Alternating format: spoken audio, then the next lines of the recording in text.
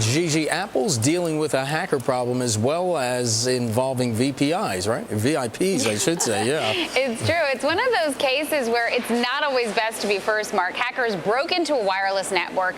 They exposed the email addresses of more than 100,000 iPad users. And they were many of the first people to get iPads. So let's just say the list of names is very A-list. We've got ABC News anchor Diane Sawyer, movie mogul Harvey Weinstein, and White House Chief of Staff Rahm Emanuel among them. Now, AT&T saying the only information the hackers could have gotten was the iPad users' email addresses.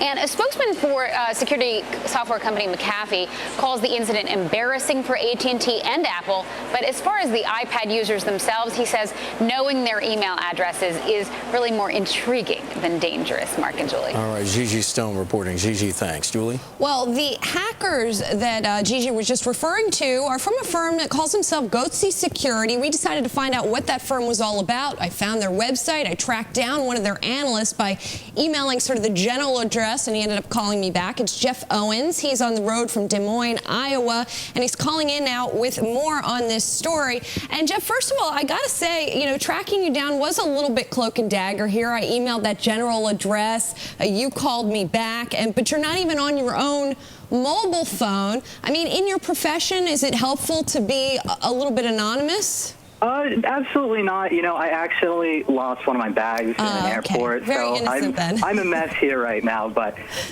we keep normal contacts, and we have people in our organization like Sam Hocevar who work, you know, upstanding academic publications, you know, create public code for, you know, public consumption, essentially. Nothing, you know, scoundrelous about it.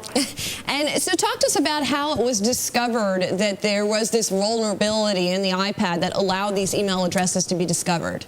Yeah, one of our researchers accidentally bought an iPad, and when he bought the iPad in the course of the normal user experience, he noticed that there was an AT&T maintenance app that knew who he was without him providing any login credentials. So he said, you know, how do I do this? And what happens if I increment this number?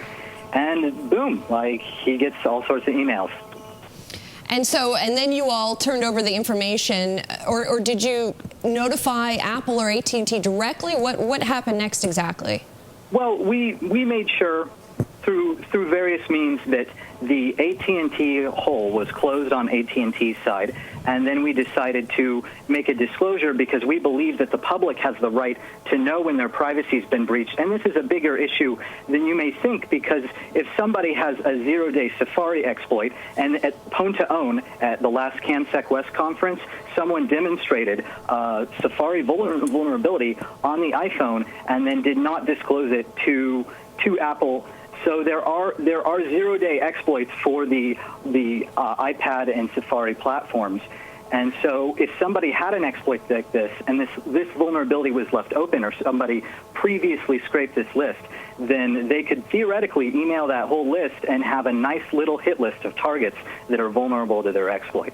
Well, now obviously this breach has been closed, and Apple and AT&T have sort of tried to downplay this incident, saying only the email addresses were visible. But I mean, how big of a security breach do you see it as?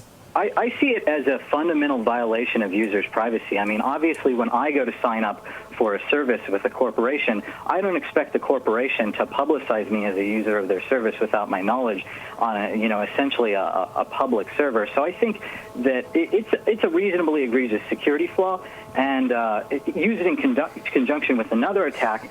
You know, if someone could say crack KI, which is the key. That the secret key that the cellular network uses to encrypt data, or for example, if they have a Safari attack, if they were able to do one of these, then they could do real damage. Okay, Jeff, unfortunately we're out of time. Jeff Owens again with Goatse Security. Thank you so much for joining us on the phone there.